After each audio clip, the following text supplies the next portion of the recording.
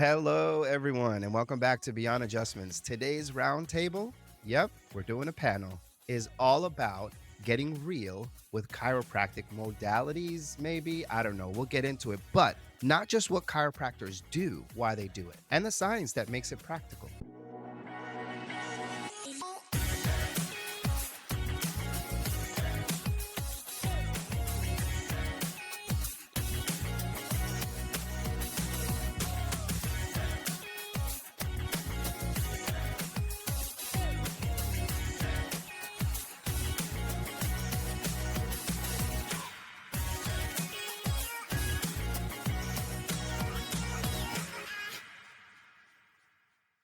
This isn't just surface level stuff, guys. We're cracking open, yes, I did it, the research, the proof, and the stories that show how these modalities or these services actually play out. And yes, pun intended, we're cracking open the conversation. You knew that was coming. Let's start simple. I'd love for each of you to introduce yourselves with your name, your practice, and maybe one modality that you feel most confident standing behind with the science, of course. Dr. Juan, we'll start with you. I'm Dr. Juan Escobar. I'm the founder of ESCO, Elite Sports Chiropractic Optimization.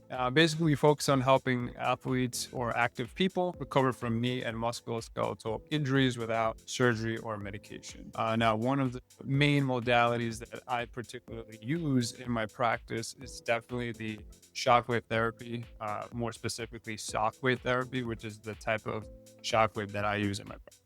Love it. Dr. Brett. Yes, I'm Dr. Brett Judson, the owner of Judson Family Chiropractic in Tom. And the primary modality that I use, I guess we can call it a modality, but it's an active release stretch after an adjustment. It has properties of myofascial release, and it gets, some soft tissue work to help with the muscles, and patients love it. It really adds some bonus effects to the adjustment. Thank you, sir. Dr. Justin. Dr. Justin, Charlotte, North Carolina. I have Clear Life Scoliosis Reduction Chiropractic, where we're really good at focusing on scoliosis reduction. When everybody says it's impossible, it's not impossible. We just have to focus on the spine and the spinal injuries and rehab the spine itself.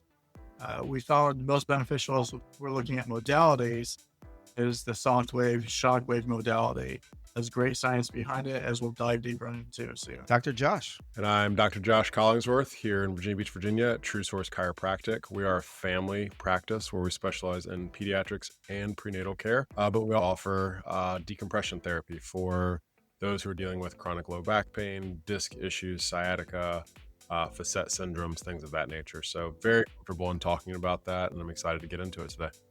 Love it. Thank you, gentlemen. Thank you so much. All right. So again, let's crack into the foundation. I want to talk about adjustments. Sounds simple to any kind of a layman like myself. Oh, you go get an adjustment. And adjustments have been really the cornerstone of chiropractic, since the dawn. But the question is, are they still practical today? Like in a modern healthcare landscape, it seems to me, well, one, yes, right? I don't know what I'm talking about, but it's become like this fad. Like, you're seeing all these TikTok videos and they're miking people up and all that. And that's fine. That's whatever. It is what it is. But that's what it's become. So I want to get into a little bit of what it is, why do we use it? And I'll start with eeny, meeny, miny, Dr. Josh. Yeah, I think that, when we talk about chiropractic, the word chiropractic means by hand, right? So we're really paying homage to what was when Dr. David Palmer, D.D. Palmer, and his son B.J. Palmer, and how it started, how chiropractic originally started. I do think that there's a lot of validity, even in today's landscape, where there's a lot of technology. There's new instruments that are coming out. There's even adjusting tools out there. But I do think that there's nothing quite like the human touch. And when adjusting, we have to understand why, right? Like you mentioned, us looking at TikTok or Instagram or Facebook or whatever, and people, that sensationalism of, hearing the pop or hearing the crack or the cavitation, that's become sort of what people are looking to get in our office. But then the education component comes in. It's like, okay, what exactly is that and why do we need to do it? When we talk about subluxations or stress on the spine in our office, we're really looking to relieve the neurological symptoms, which then kind of offer more tangible benefits in terms of the functionality of the human or the person. And so we're really trying to improve function by way of the nervous system. And so we're taking stress off the nervous system when we do a manual manipulation or an adjustment. And I think when you explain it like that, and it's not just like, oh, you can just have your son walk on your back and make those noises. I think when we start to explain the why and the how, people start to appreciate, okay, there's a lot more to this than, kind of meets the eye or meets the scroll, if you will. So, that's kind of where we take it. It's not just, we're making, pops and cracks for the sake of it. There's a lot of science behind it. And there's also, for us as chiropractors, there's a lot of education and learning how to do this in a very safe, effective way. Thanks for that. So I have a question, and Dr. Justin, I'm gonna throw it to you here in a second, but um, I don't necessarily believe this myself, and I want like, I need a tool and some sort of something in my arsenal here, in my bag of tools, to be able to answer this question, because people will, in conversation, will come to me and say, well, spinal manipulation or adjustments are just as effective as, physical therapy or meds, right? And it's just for short-term pain relief or what have you. Um, I I lived that it's not, but I'd need a little more substance. And Dr. Justin, I'd love for you to kind of dive into that a little bit if you can. Sure. Dr. Josh gave a great introduction to chiropractic. Thank you, Dr. Josh. Great history. Chiropractic was founded in the late 1800s, right? And we've been building on that over and over through the years. And so what we're talking about today is going to be probably obsolete in 20 years, right? Because we're building on stuff. We have decompression in here. We have ART in here. We have soft wave in here. So today's topics of, some of the things that we're going on and is discussed in the public view is probably 30, 40 years outdated, right? And so the new science takes years to come out. But when we're looking at this, are we the same as PT? No. Are we the same as medication? No. Every doctor in the world knows what the spine should look like, right? Spinal injuries are the number 1, 4, and 6 reason for chronic pain, disability, headaches, low back pain, and neck pain. Right? These are spinal injuries. There's 220 ligaments that hold the spine together. 23 of them are discs. That's all everybody talks about is a disc. But surrounding those discs, if you go to Dr. Joss's office, are 197 other ligaments. They hold the spine together. So if you blow out a disc, you've already blown out all these other ligaments, right? PT doesn't have that. Medications don't have that. Chiropractors have this. Chiropractors can focus on this. This is where we shine, right? If we know what the spine's supposed to look like, every doctor in the world knows that the spine doesn't look like that and doesn't go back to that position. We know we have a high percentage, high risk of things getting worse very quickly, very, very quickly. This is why when you take an x-ray today, you take an x-ray in 20 years, you say, whoa, wait a minute, look at all this degeneration in there, right? We have spinal injuries in there that create excessive motion, which creates different type of buckling patterns, which creates accelerated degeneration. So as chiropractors, what we want to do is restore the spinal structure, get it to stabilize, and now we're talking about long-term changes. I hope I answered your question. I think you did, but could you elaborate a little bit on, so you mentioned spinal injuries. Actually, when you and I spoke the last time I was in your office, you did mention something about you trying, I think, to publish something around that, or you're working towards something around the spinal injury piece. But could you explain to someone like myself what, a spinal injury is? Because to me, like, if I think spinal injury, I think, oh, I fell off the roof of my house, right, and cracked my back. Like, what constitutes, or what really defines what a spinal injury is? A great question. And yes, I did publish it last week. Nice. So in scoliosis, every scoliosis patient has excessive motion in their cervical spine. So when they bend forward and bend backwards, we know that the spine should move like X, right? And we have parameters for that. These are across the board American Medical Association parameters, right? So we're taking these parameters, we're taking flexion, extension views, and we can quantify exactly how much each segment of the spine moves, right? And when it moves too much, we know that, hey, there's a problem here. We can correlate that with our neurological physical, both myotomes and dermatomes, so what our muscles do and what our skin sensation looks like. And now we have definitive spinal injuries, right? So if we're moving too much in a flexion extension, whether it be the neck or the low back, and we correlate that with the myotomes, the muscles, as well as the skin sensations, and we correlate that with the x-rays, now we're looking at definitive spinal injuries. Those could be disc injuries, or more importantly, in my opinion, and what I do in my world, is the other 197 ligaments. And these ligaments can create all kinds of problems, right? Can create ringing in the ears, create eye problems, jaw problems, breathing problems, bowel problems, bladder problems. You see where I'm going with this, right? Eye Yes, problems. yes, It can create all kinds of problems. And yes. so when these injuries are there, it's just very similar. If you sprain your ankle, but you don't actually rehab it, you're just going to kick the can down the street until you have a massive problem. Makes sense. So And in that, that paper, I correlated adolescent idiopathic scoliosis cases, 37 back-to-back cases, and all of them had abnormal cervical mechanics, which means all of them moved too much according to AMA standards. And they also created a buckling pattern. So the uromyelus buckling actually deformed the cervical spine. And if we look at the science of it, all scoliosis patients have a decrease in proprioception, which is your awareness in space, as well as it decreases your leg lengths and the internal organs. So if we start with a problem all the way up in here, it translates all the way down. That's a possible upwards problem that we have in the neck that may manifest down lower. mm. Where is the paper published? It's on Curious. You can look at, I believe it's titled Retrospective Cross-Sectional Analysis of Abnormal Cervical Mechanics with Patients with Scoliosis, and I it could will have be guessed that. indexed next month. Love it. Thank you, Dr. Justin. You're welcome.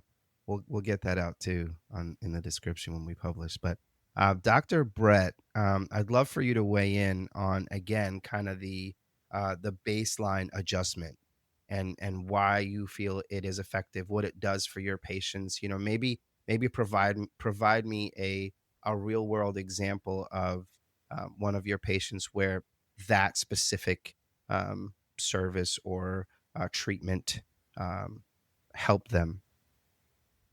Yeah. I mean, every day with every patient, it's, small miracles with each one. Every time they get up out of or off the table, I ask them, how are they moving? And they go, oh yeah, that's so much better. Right. So it's everyone, but, the adjustment, I take a very biomechanical approach, very simple approach. There's biomechanical dysfunction. And so we have all these joints in our spines, and I try to, use my hands just to try to say that, each segment moves a little bit and they all work in harmony to create the movement. And when there's a kink in the hose, or when there's, a wrench in the gears, that provokes abnormal movement, right? Just like if there's a pebble in our shoe, we can feel it. There's something wrong, and our brain can sense that as well.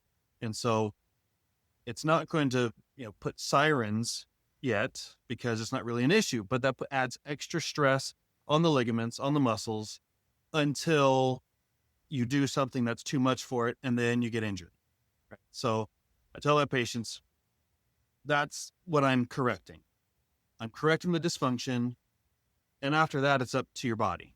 And my goal is to keep things in motion and keep the stress off of that area, keep that magnified stress point away from that spot so that your body can heal.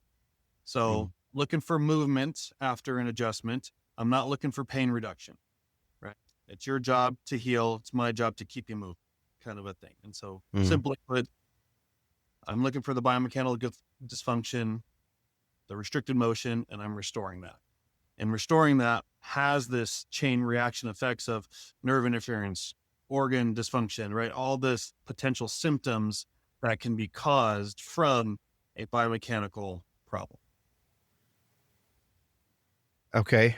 So then I have a question for you guys, and this is, and I'll have you, I guess, weigh in a second here, Dr. Juan, on the adjustments. But my experience specifically, and experiences of people around me with chiropractic care and adjustments specifically, I've seen a difference, right? Like I can see the difference in the person's quality of life. It has not just oh, it's not pain relief. I've seen it. If that's the case, and patients are seeing these kind of results, I searched the world for this stat and I couldn't find anything more recent. But I think I found this stat on from 2022 that I think it was 11%, 10 or 11%. I can't remember. I should have wrote it down. Of U.S. just adults specifically got a chiropractic or received chiropractic care. Um, for me, that's a really low number because I think everybody should be, even for just preventative in chiropractic care. But 11% U.S. adults, and what the stat said was that it back from like 20 years before then, so 2002 was like 7%. So yeah, it went up, but it was like nothing, like 4%. To me, if we're seeing all this difference, right? And we can, feel our bodies healing themselves the way that God designed them to. What do we feel is the blockage? What's the hurdle here? Why aren't we getting more people inside of chiropractic offices? And if an adjustment alone can do what we're saying it can do, like what's the issue? Like what are we facing here? Dr. Juan, I'll have you jump in here since you haven't weighed in yet. Yeah, sure. So, I mean, I like to talk a little bit more about spinal manipulation, Please. because I still think that it remains practical, even in the type of practice that I run, really for three main things. Really, it improves joint mobility, it optimizes nervous system input, and it supports overall biomechanics. So for knee patients, improving spinal mobility can actually directly influence movement patterns and also reduce compensatory stress on the joints. And just most recently, what comes to mind right now is a systemic review. I believe it was Page in 2017. And it showed that spinal manipulation actually improves function and reduces pain. So there is research out there that helps correlate, what we do in our office with actual efficacy and results. Now, as far as like why not enough people or why the general population doesn't necessarily seek out this type of care, I think that there's a lot of skepticism, and there's a lot of just hearsay, and people kind of afraid, because spinal manipulation in some cases can look perhaps a bit aggressive, if you want to use that word, to somebody that's never experienced that before. I think there's a part of perhaps fear in that. But I just think overall it's just a lack of education, that people just aren't just aware of what it actually is. Mm, mm. Um, it- and hence why we're on the show, right? Because we want to educate. But um, there's and even over time, again, this is somebody from the outside here. Like I'm not as smart as you guys, nor will I ever be. But like even like looking at we'll call it injuries or side effects from going into a chiropractor, it's like nothing. I mean, you're sore. That's it. Like nothing's really going to happen to you. The benefit way like outweighs like the little soreness that you might have or a little pain in the moment. There's no real serious risks, especially if the doctor has been trained well and does the job the right way.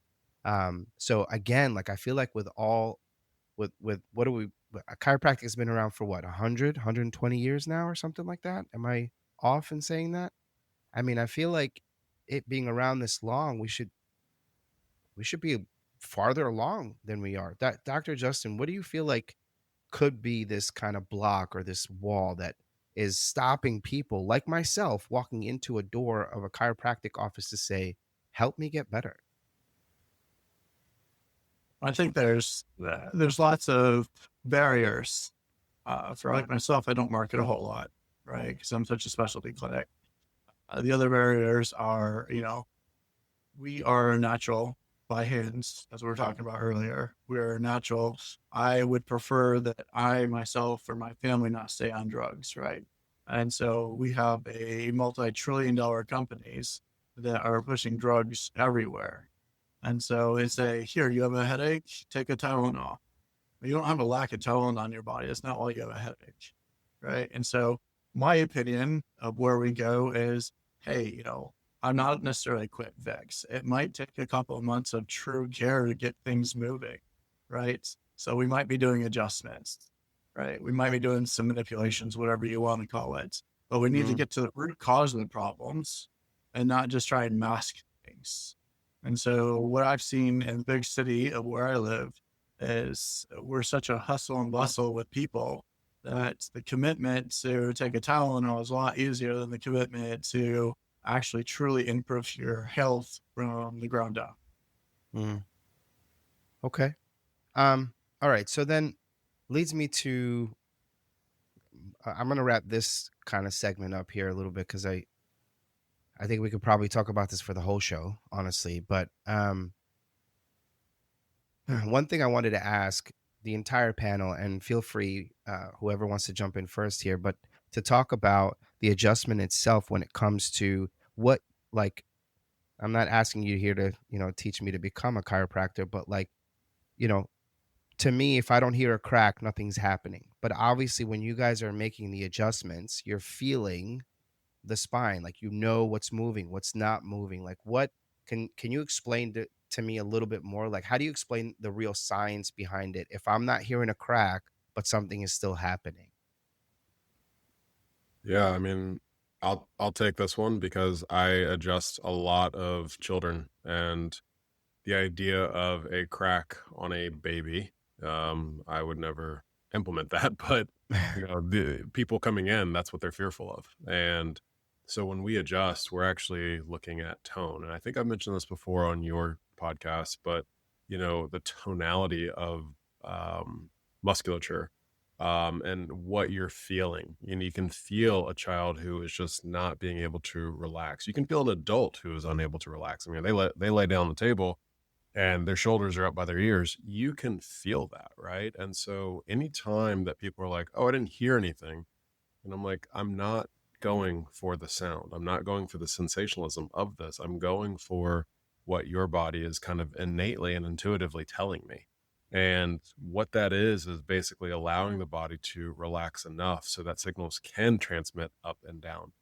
A lot of times when there's subluxation involved, there's a few different components. And I think everyone probably in this panel would agree that when there's a subluxation or when there's misalignment, spinal misalignment, yes, the obvious thing is you have pain. It's why most people come in to see us. Okay. Yeah, we want to obviously get rid of that, but it's usually the last thing to come on, right? There's obvious muscle tension. You have, the Golgi tendon organs. You've got muscle spindles that kind of tighten and wire each other. And then you've got, actual functionality, right? So now function has decreased or diminished to some degree or capacity, right? So really there's a trifecta of what we're after. Symptoms are just the thing that brought them in. So when I tell people, hey, I'm adjusting you, and they're like, oh, I didn't feel anything. Great. That's amazing.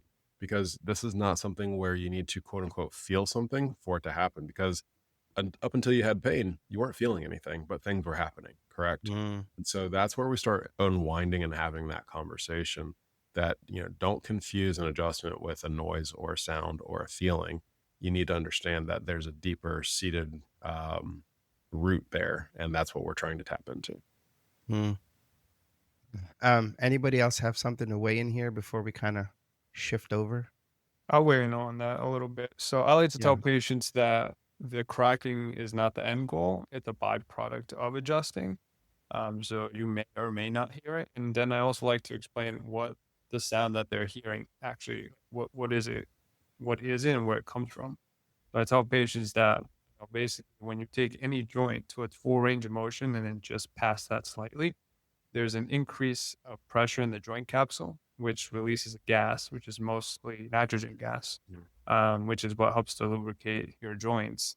And so that release is what you're hearing. That's that crack. But it's not like what we're aiming to do. We're aiming to have joint mobility and get that joint to move adequately. And sometimes it doesn't necessarily evoke that sound or that crack. Thank you for that. And anyone else would like to weigh in? I'll Yeah. just say one thing, I tell patients, I have patients that come in and they, crack like fireworks every single time. And then there's some that maybe I'll get a pop out of it. I mean, but I tell them that the measure of a good chiropractor is not the amount of pops that they get out of your spine. you know, that's not what we're trying to do. Like Dr. Juan said, it's mobility. So if things are moving, even though they don't make a sound, that's very likely. So get up, move around. And then 9 times out of 10, they're like, oh yeah, that is moving better. Oh, it didn't hurt when I, took a longer step than it used to. So, that's kind of the proof in what we're doing is, increasing mobility and having them move around after the adjustment, them going, oh yeah, that does feel better, even though it didn't pop. And then sometimes, even though it pops a lot, patients will still say, it's still kind of catching a little bit. And then I go in and just kind of find out what muscle is going on, and we stretch that out. And then afterwards I go, oh yeah, so maybe it wasn't a joint restriction problem, but it was the communication between the brain and the muscle and that moment. And then we release that muscle, and then oh yeah, that's moving better. So not just the pops. Gotcha. Dr. Justin, you want to weigh in here? Sure.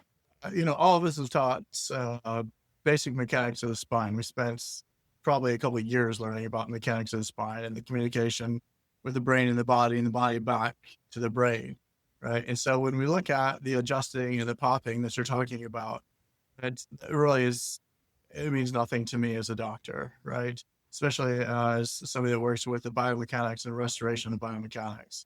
But when we take those flexion extension x-rays, we know without a doubt, almost all the time, specifically if somebody's coming in from just different types of injuries or pain, we're going to have hypermobility segments, which means we're going to move too much. And again, this isn't Dr. Justin saying this. This is basic AMA standards, right? When we have areas that move too much, we're going to have areas that don't move enough, which are what we're all talking about, restricted, right? So we have to be very careful on manipulation, whether you're a physical therapist or a chiropractor. What are we manipulating? Is it a segment that's moving too much? Well, if it is already moving too much and you just want to hear that pop and that crack, great, you got the pop and the crack, but it's already moving too much and already damaged in that area. That pop and crack, I'm really crude in my office, sorry guys, but you can hear your pop and crack and it's completely natural, right? My analogy is cocaine is completely natural. It doesn't mean it's actually good for you, right? And so we want to make sure that we're adjusting appropriately. Right? We want to make sure that we're solidifying the areas that are hypermobile. We want to make sure that they're not moving nearly as much. And if they're not moving enough when they're restricted, like the other doctor was talking about here, we're getting motion back in them and we're restoring structure. So that pop and that crack might feel good, but it doesn't necessarily what's good for you. Right. And so we get these hypermobility, specifically when we're talking about today's society with tech snack and all this other stuff. We know that our liability insurance is almost nothing compared to every other doctor. Right. Are people scared of the pop and crack? Yeah, sometimes, but people's car insurance costs less than, it's my malpractice insurance is less than their car insurance, right? Wow. You don't actually hurt people. Working on restoring structure will make long-term changes really good. We have deficiency, we reduce all kinds of different symptoms on top of that. Increase longevity, quality of life, all kinds of really good stuff there. You made a great point there. I don't really adjust that way in my office. It's similar to the other doctors here. We work on restoring structure. I've adjusted under video fluoroscopy. Restoring your structure perfect in 2 minutes without a pop or crack can be done. You made a good point there when you refer to the insurance policies that you guys have to carry. Like, we live in an insurance driven society, world, community, government. Like, everything is just like insure your car, insure.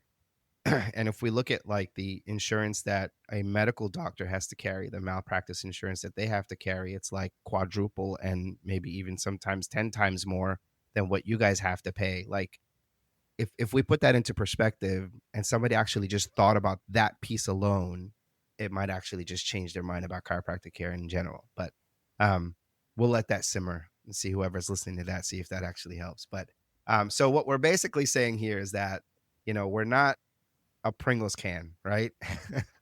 Once you pop, you can't stop. No. Okay. Sorry. Bad dad joke. Okay. We're going to move on from this. We're going to talk a little bit about the technology around, and the science around, and actually before we get into that question, laser therapy, I hear laser therapy and I hear shockwave therapy. Are those two different things? That's first question. Okay, cool. We're going to touch on laser therapy, and I'd actually like to talk about shockwave therapy as well. But let's talk about laser therapy, and we'll shine a light on that. Literally, wow, the dad jokes, they just keep on coming. Unbelievable. On laser therapy, some say it's the future, and some will tell you like it's just hocus pocus, and it's just like this nothing. It's just a trick. But I want to unpack it, right? So, Dr. Juan, I'd like to start with you when it comes to laser therapy. Just give us a little background as to what it is, why you use it, if you use it. And I believe you do. Well, I know you do because I've been to your office.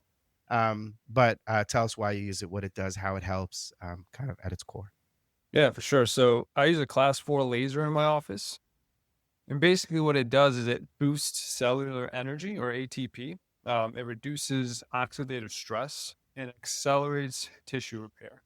Okay, so there's a meta-analysis and clinical reviews that actually confirm that properly dose, and that's a really key thing with laser, because the parameters in which you use this thing and how you dose it really, really make a difference with efficacy. So making sure you have the proper dosage really improves the tendon and joint healing. Particularly in my office, what I've seen using decompression for the knee and laser therapy, I mean, you could see even changes after one session, right? Increased flexibility, reduction in pain, even just with one session when used properly. So laser therapy is definitely a big modality that we use in our office. It certainly helps really expedite that healing process at a cellular level. What does that mean? Like what's actually happening at the cellular level? So you have your mitochondria, right? Remember that from science class? I Powerhouse of the put cell. that behind me, please. So yeah, PTSD, man. right, Come so on. this is where we produce. That's why I'm in tech. This is where we produce all of our energy, basically, to be able to be alive and for our cells to function. And so, with the American diet, standard American diet, and being sedentary, we see our population very deficient in mitochondrial health, right? So that really slows down that healing process. So what the laser therapy does is it goes in there and actually will stimulate or boost that production of ATP. It also increases blood flow because it stimulates something we call nitric oxide. So it dilates those blood vessels, bringing in the nutrients that your body needs faster. And at the same time, it actually gets rid of the poor or the bad inflammatory repair tissue cells that are in there as well. So, I mean, from a cellular level, it's really more talking about like the mitochondria and getting that mitochondrial health to improve. So I also looked into laser therapy, kind of tried to find some research behind that, just to understand it a little better myself. Most of it went over my head, but like there's, the evidence, at least from, from the things, I hear from you, Dr. Juan, and, from some of, patient stories and things like that. It's promising, but from what I've been reading, there's a lot of inconclusive reports and mixed results, really.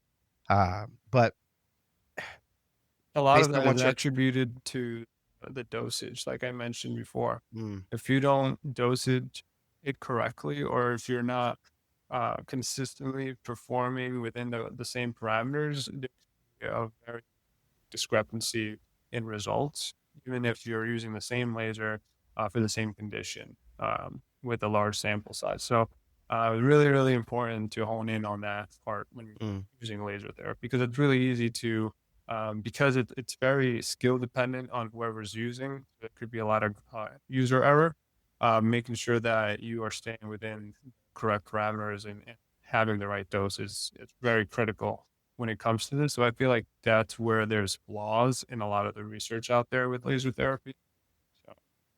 okay. So show of hands on the rest of the panel here. Who else uses laser therapy in their office? No one else. Is it because you just haven't brought it into your office, or what's the story behind that? I'd like to understand that a little more. Go ahead, Dr. Brett. I had a sales rep recently come to my office, and his was an MLS laser. He said it was different than class 4. It was like 2 class 4 lasers with 2 different wavelengths, and they penetrate deeper. And he was really big on, well, we are the only one that has a robotic arm with this type of a laser. And in any case, I had him come in and, showcase it, do it with a couple of patients. Actually, one patient even was like post-surgery.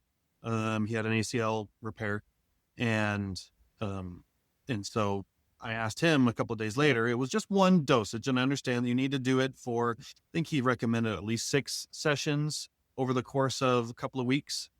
And in any case, I like faster working things. And so I know there's patients and things like that, but I'm in a kind of my demographic where I'm at, the population is a little bit different. The mentality is a little bit different. And so it wasn't very attractive to the patients. What they were feeling just after one session, it wasn't what they were wanting. They said, maybe I felt a little bit different. And I said, well, what if, since it's not insurance, well, would you pay an extra, even $60 per session? And then when they said that, they go, oh, no. What you're doing is just fine. And so to me, it wasn't necessarily trying to convince them that this is going to be better for them, but sometimes even though something may be better for them and their healing, they'll opt not to do it based on financial things. But then it's the question of, well, was I educating them appropriately to increase the value of that therapy? And so that was kind of my experience. And so I haven't, pulled the trigger on laser therapy for that reason. Plus, it's just myself and my receptionist in the office. And so my dynamic, I didn't want to add a whole nother employee to be able to do that while I'm adjusting other patients. You know what I mean? So it didn't quite fit exactly, but we'll get to this later. But shockwave is kind of what I'm more leaning towards, but right now I'm talking about laser. But that was my experience with the laser just on one day. And it's probably not an appropriate amount of time that I practiced or tried it out, but that's just kind of what the feeling that I got. Okay. All right. Well, we are going to lose a participant here in a little bit. So before you actually have to jump off, Dr. Josh, I'd love your weigh in on this topic, if you don't mind. Yeah, I love laser. I just haven't brought it into my office simply just because of the cost of it and what my practice is operating at right now. It was just not high priority on the list of things to put in here, but I've seen some tremendous. I mean, I used to work at an office as an associate, and we used laser on just about everything, and it made a massive, massive impact, especially on like our disc issues and people with like plantar fasciitis. We used it for everything, and so I became a big fan of it. I initially thought, coming out of chiropractic school, that it was kind of like, FUPA, just a light kind of deal, but there's actually been tremendous research on it. I've seen it firsthand. I've used it on myself. I've seen it used on people and have used it on others. And eventually I think I will add it to my decompression practice. It's just, again, something it's not high on the priority list right now. Gotcha. Dr. Justin, would you like to weigh in here? Sure. Each one of these modalities, they each have their own benefits, and they are great when utilized appropriately, like what Dr. Juan was talking about. Laser is phenomenal. Shockwave is phenomenal. I also have the PMF in here, which is magnets, right? Really, really cool magnet. We have vibration therapy in here. We have a lot of really neat modalities to help the body heal. Essentially, what we're doing is we're talking about getting into quantum physics and how do each one of these wavelengths or does this magnet interact with the body, and how does the body adapt with that appropriately? And each one of these are very good for specific things. So it might be really good for decompression, or some of it might be good for stem cell regeneration, right? Like the soft wave, which are really, really neat. And so if the practitioner has a really good handle on stuff, PMF is a really great set and forget. You can put them down for 20 minutes, set and forget. It sends in a magnet through the body, helps the body calm down. You can put people into a parasympathetic state with that, a relaxation state. Does some really, really neat stuff. People can add those in the office and get really good results and not a whole lot of extra commitments with office staff, right? And so each one of these can be really, really good adaptation or really good addition to the office. And we do use those. I like to use those a little bit more minimally in my office as I will restore structure, as well as then use these to help the body adapt. Kind of like decompression he was talking about. He can better results with the laser with decompression, right? I can get better results, symptom relief quicker with the structural correction if we get the body to adapt with a modality, but they have to be used appropriately. Yeah. Yeah. Who here has experience with shockwave therapy? Okay. Dr.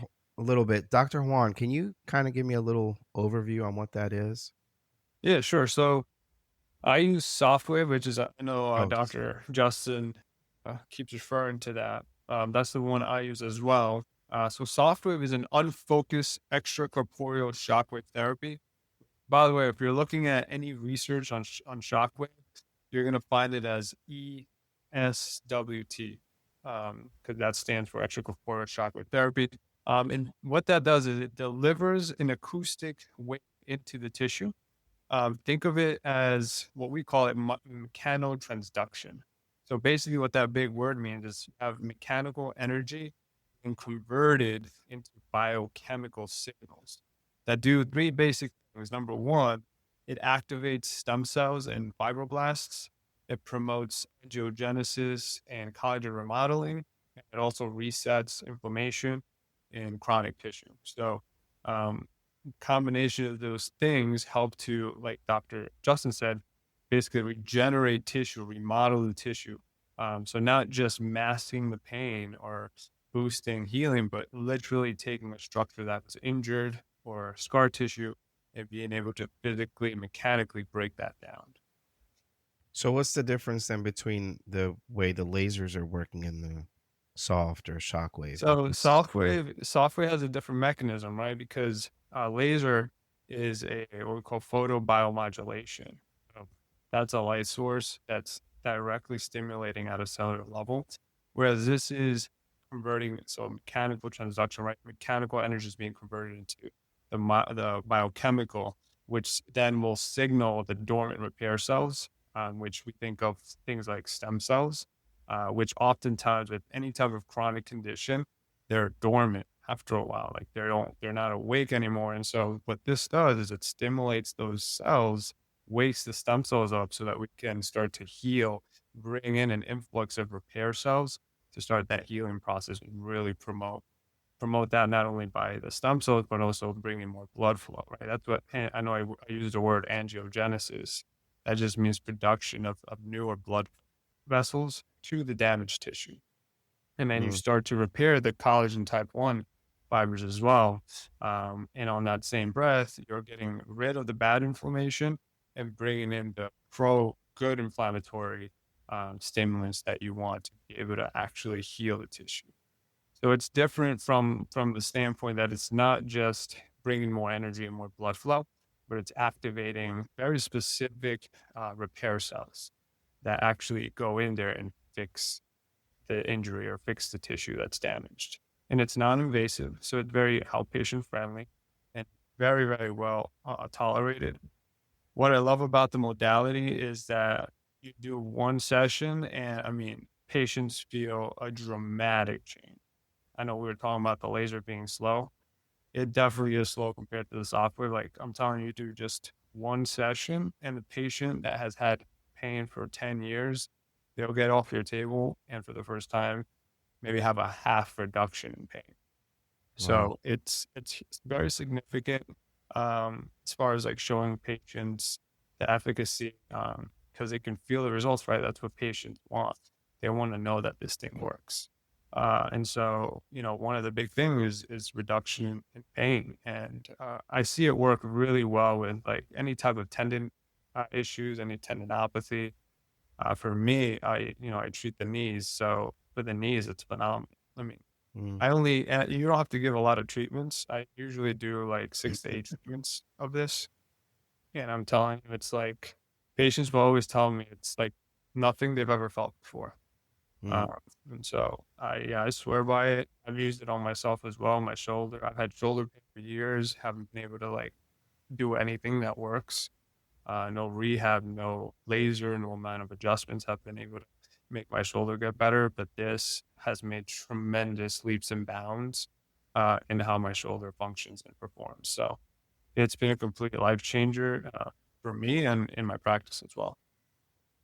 See, I think Dr. Juan just made me want to get one.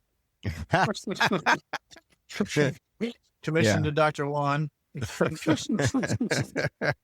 mean, really quick question for on the shockwave, because there's shockwave and softwave, but I've heard that softwave uses the shockwave technology, but it's Brand name. more intense.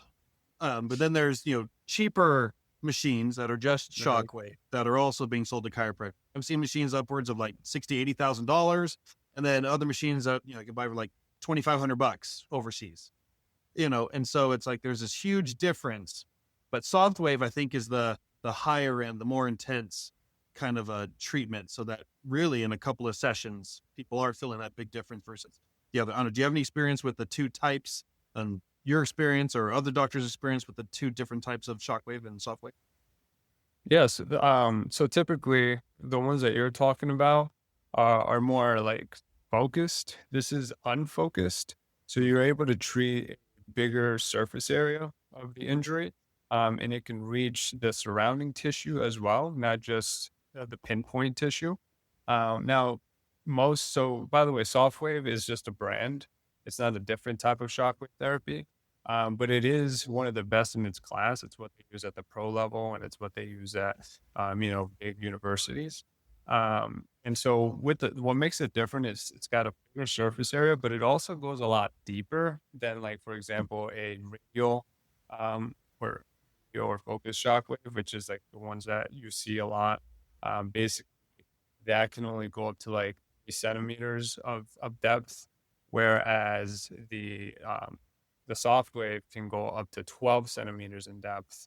It has a dramatically or a drastic range of power from very little to, a power that I don't ever really use in my office because it's that strong. Now, the other thing is that they do have higher powered shockwave, and it penetrates very, very deep, but it can be very painful, so much so that they actually use anesthesia for that. So shockwave is powerful, but at the same time, it's very tolerable to patients. So it's like you're kind of getting the best of both worlds with that type of shockwave. Okay. We're going to start losing listeners here because we're like getting close to the hour here. Trust me, we as humans don't have the best attention span here. So we could sit on this forever also, but I wanted to talk a little bit about, before we get into decompression, is there anyone else that wants to weigh in on the laser, shockwave, soft wave technology? Okay. So time to decompress. Yes. Another dad joke. Not with yoga mats, but with spinal decompression. Some again, just like anything else, some see it as a game changer and others as a hype. So what's the reality, right? Anyone here on the panel have a decompression table?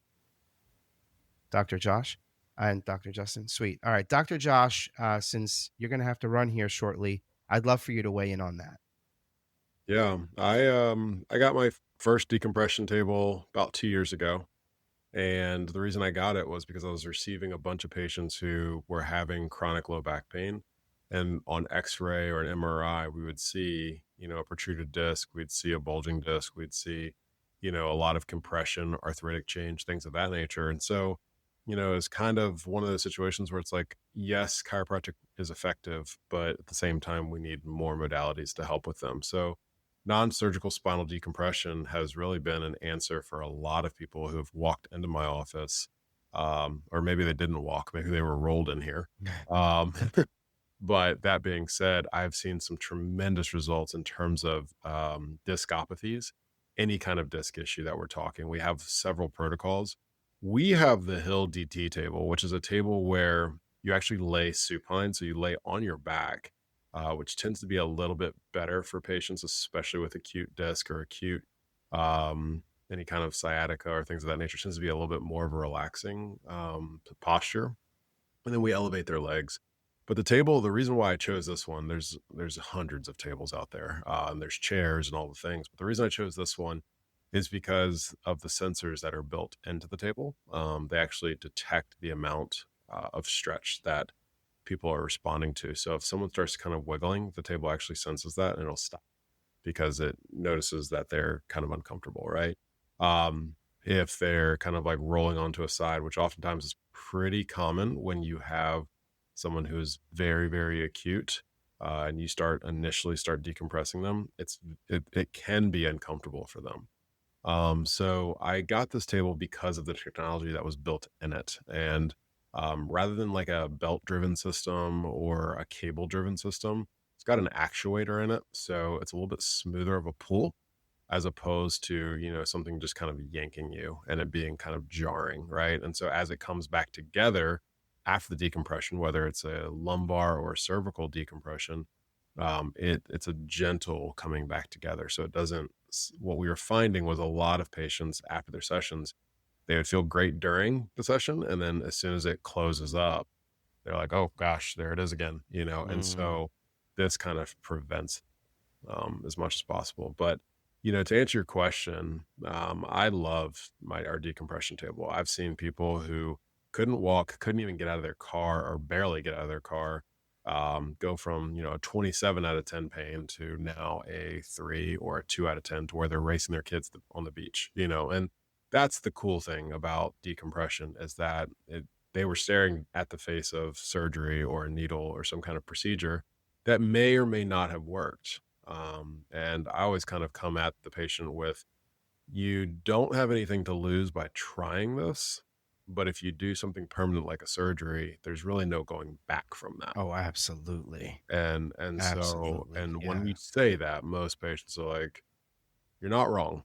Yeah. And so we have those discussions at length before we have them Mhm. done. But, we institute like a trial period. So we'll do like 1 or 2 sessions just on us for them to try it, see how they feel. Most people do very well. There's occasional people who are, a little bit claustrophobic, don't like the idea of being strapped to a device or something like that. They tend to struggle with that, but that's why we do the trial, is to make sure that those aren't issues for them moving forward. Thank you for that. Dr. Justin, would love for you to talk to us about your experience with the decompression, why you got it, what it does.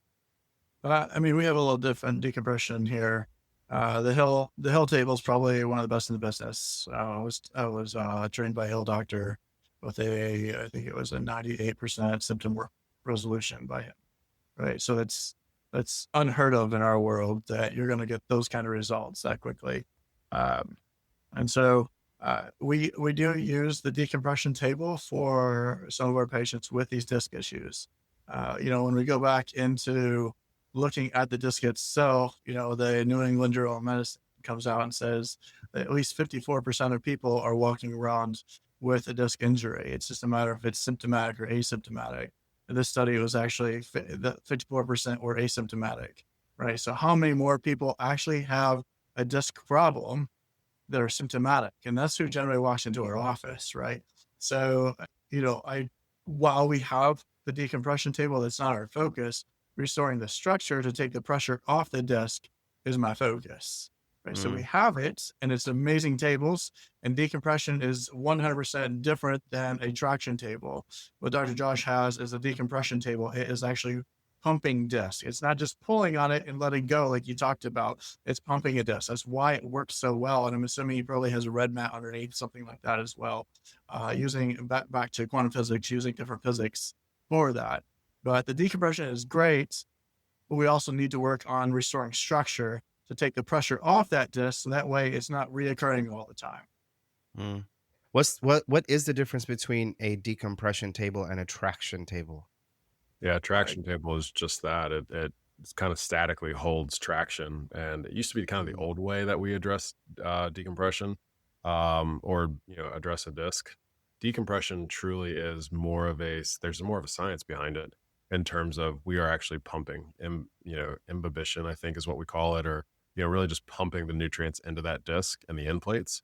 And so there's a lot more physiological change that is happening as a result of that, as opposed to just opening and then closing. So actually, Dr. Justin, when it comes to the scoliosis treatments, like I saw my kids go through in your office, I'm wondering if that same kind of concept might actually make a difference instead of the constant, like hold. Is there benefit to having some sort of decompression technology to do that pull while they're in that chair? I'm wondering. I just kind of came to mind. Yes, and I've spoken to the makers of Hill DT about this concept and about Mm, applying these kind of protocols.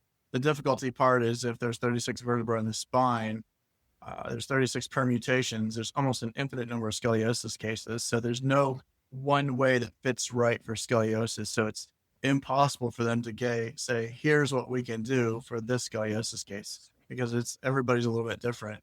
mm, The theory is solid right on to implement that in scoliosis cases too, because scoliosis is a rotation and a torsion down of the spine. So if we're able to take that torsion back out and derotate that, such as decompression, that could have phenomenal results. However, it's been difficult to work that decompression specific for this scoliosis. mm. So, okay, and maybe I'm simplifying this, right? Obviously, I am, but it's a lot more complicated. But so when I've seen you put my children in the chair with the straps, I don't know what it's called, but you have to put the strap in a specific place for each child. It's not like the same thing. You had to have seen their x-rays and know what their spine looks like and know what the curve looks like. Maybe whoever's listening to this behind this technology, maybe there's a way to adjust that. Like maybe the doctor can adjust that so that you can create something like this for an infinite type of scenarios or types of scoliosis. I don't know. I'm just throwing that out there because I That would be great.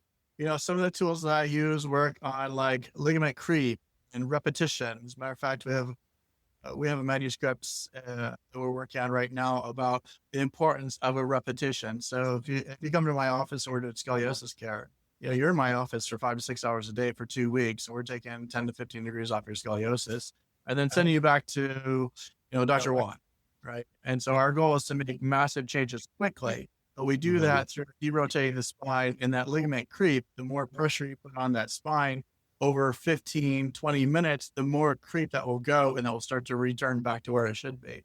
Now, the decompression will work on that torsion, and it will work much nicer than with static traction. But we're working on finding that happy medium. Got it.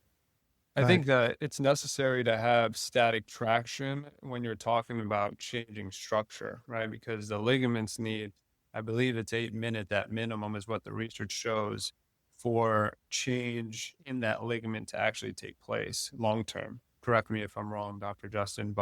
And so if you're doing, I feel like if you're doing compressive where it's like changing, there's a certain protocol where it's fluctuating, you're not going to get that same amount of consistent stress needed to be able to alter the ligament laxity or ligament structure. Now, if you look at decompression, what it's really good at, and the research shows that decompression reduces intradiscal pressure to literal negative values. So you're literally sucking herniation back in. So that's why it's amazing for patients that have hot disc or herniated disc or any type of radiculopathy. This is where I see the success in my office, is because you're literally sucking whatever herniated material is in the spinal canal. You're literally able to suck that back in, which is going to remove that pressure on that nerve and that irritation, and therefore allow the symptoms to dissipate long term. So I love the decompression, and then because of the lumbar decompression or spinal decompression, I should say, I've gotten the knee decompression. That's been really cool. The other thing with decompression is because there isn't a lot of blood supply to your discs, when you do that decompressive force, you're actually able to send in more nutrients and more blood flow and move the synovial fluid around when we're talking about a knee, so that those ligaments can actually heal a lot faster. Where in normal states, for example, when you look at a meniscus, the deeper you go into that meniscus, you're not going to have virtually any blood supply in there. So if you have a meniscus tear deep within, it's never going to heal on its own. So being able to use that decompression really helps to get a lot of that blood flow in there, bring in oxygen to get those tissues and those ligaments to actually start to repair. And now you couple that with something like shockwave therapy, it's a complete game changer. And so that's why when I found those two modalities, I decided to specialize in just knee stuff, chronic knee pain. Awesome. Thank you for that. Dr. Josh, I know you have to run here. I appreciate you sticking around a little bit longer. Got to go treat some patients. Yeah, to talk about the decompression. So I appreciate you, and I will Yep. catch you in the next one. Sounds good. Appreciate you. Thanks, Dr. Josh. Thank you so much. Yeah, Josh. So for the rest of us here, I want an honest answer here, right? What's your most expensive coat rack in your clinic? Because I buy some tech that I'm like, oh yeah, this is the coolest thing in the world, and then it ends up being like a paperweight or a bookend, right? That gadget that you thought would just change everything, but now just kind of holds the jackets. Or are you guys so calculated in your decision making that this never happens to you? Well, yeah, for me, it's been these roller beds, these massage roller beds. You can't bill insurance. They're just kind of, I said, it's an extension of my waiting room, but they're $3,000 each. And that's my biggest paperweight, is those 3 tables right there. So when they break, I'm not replacing them. Yeah, they're out. Right. Got I mean, the other thing most expensive is my x-ray machine, but that's extremely valuable. For sure. Obviously the adjusting tables, but those get used every single day. But yeah, it's these Yeah. roller beds that if I were to rethink my decision, I probably would have gone a different direction with those. Oh, thank you for your honesty. I appreciate that. All right, Sure. cool. But Yeah. Okay, so we're gonna close this out with a little bit of a lightning round. So what I'm gonna ask a question. Dr. Juan, we'll start with you. Very short. We're not gonna be long-winded. I know you guys are very smart and have a lot of information in your brain, but we're gonna be quick with these. I'll start with you, Dr. Juan. Dr. Brett, you'll be second, and then Dr. Justin, we'll leave you for last, but not least, of course. All right, so here we go. Dr. Juan, what's one scientific insight you wish every chiropractor knew before they invented or invested in a modality? Go. One scientific proof that they knew? One scientific insight that you wish every chiropractor knew before they invested in a modality.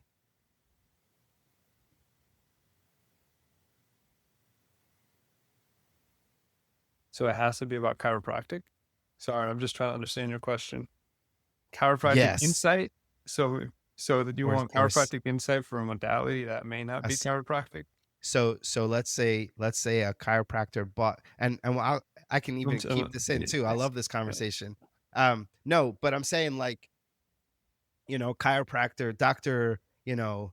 John, I hope I'm not offending anybody here, but Dr. John decides I'm going to buy this machine because, his colleague told him, oh, it's the best, but didn't realize that it had this kind of negative effect or whatever the case may be. Right. So if there's a specific thing that you're seeing out there in the chiropractic industry that people are doing or using or performing that shouldn't be, like maybe there's something that they should have known from a scientific perspective on how the body would react to that particular thing.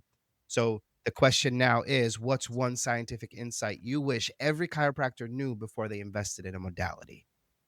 Well, the first thing that came to mind was the famous Y strap that some chiropractors are using, especially on social media. You see that pretty ubiquitous out there. But basically, you're putting in an extreme amount of tension and force and transmitting that through that strap and into the neck and putting an ungodly amount of stress and force on those ligaments. I don't think that those ligaments are supposed to do that on a consistent basis like that. And that could definitely lead to injury, long-term hypermobility, instability, things of that nature. So I would say that's the first thing that popped into my mind when you said that.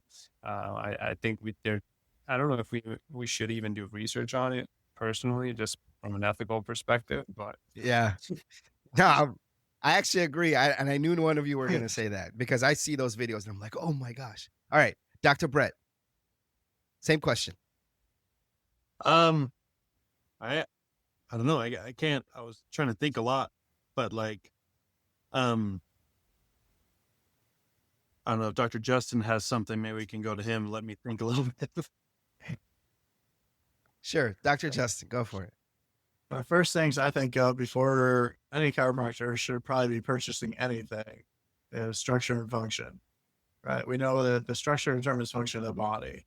So if we want to get really good at getting the body to function properly, as we all do, we need to get really good at what the structure should look like, what it shouldn't look like, how that structure actually works and functions to influence our function. And then we can kind of go from there. We got different doctors on here that specialize on different things right now, and they're really good at that, but they understand the structure and the function and how to modulate that. Got it. Dr. Brett. Okay, so let's go with this. So, a culmination of all of the modalities, I think just appropriate application. I think Dr. Justin was saying things like this, but when a patient comes in after your assessment, hey, you know what? I think doing the laser and shockwave might be good for, hey, your discs are like this based on the MRI. Hey, decompression is going to be best for you, instead of trying to make a modality fit for an injury that it may not get the best result in. Right. So just knowing the mechanism behind the modality and from the examination and things like that, just knowing when that's going to be fit appropriately to the patient's condition. Got it. Well, Dr. Juan, Dr. Brett, Dr. Justin, and Dr. Josh, who has had to leave, thank you really for all your insight. I think we need to start wrapping it up here, but looks like Dr. Juan has one last thing to say. yeah, I just that kind of made me think of like what to think about when integrating a modality, right? Like what do you know, like how do you know what to use for certain cases? So after you assess a patient, I ask myself basically three things. Does it promote biological repair? Number two, can it be integrated safely and efficiently into patient care? That's really important, right? Patient flow and that kind of thing. And then third, will it produce a durable functional outcome for that patient? In my opinion, so out of the modalities that we spoke of today, SoftWave definitely meets all three. It's practical, it's evidence-backed, and clinically powerful. And then I guess to close out this whole thing, I like to quote something that Hippocrates said: "The physician treats, nature heals." Right? So soft wave therapy doesn't just mask pain; it activates the body's own repair mechanism, restoring function and reducing the risk of re-injury. For any chiropractor or clinician, like understanding the science behind, in this case, I'm talking about shockwave therapy. So understanding like mechanotransduction or regenerative shockwave therapy, like what those is, that it's essential before you start, investing in these types of things. But, I guess I say that to kind of emphasize the importance that I put on shockwave therapy in my clinic, because it's truly been a game changer for me, and it's helped a lot of patients free them from their pain. That makes sense. Well, again, gentlemen, thank you so much for joining me today. I appreciate you guys coming on. Cool. Thanks, man. Thank you. Well, this has been an incredible conversation. A big thanks to our panel for bringing not just opinions, but science, proof, and stories that matter. To our listeners, I hope this gave you a deeper look into what makes chiropractic modalities practical, not just popular. I'm Amin Said, the guy that really doesn't know much, that brings the people that know a lot. And this has been another episode of Beyond Adjustments. Until next time, keep asking why, keep learning, and keep adjusting beyond the adjustment.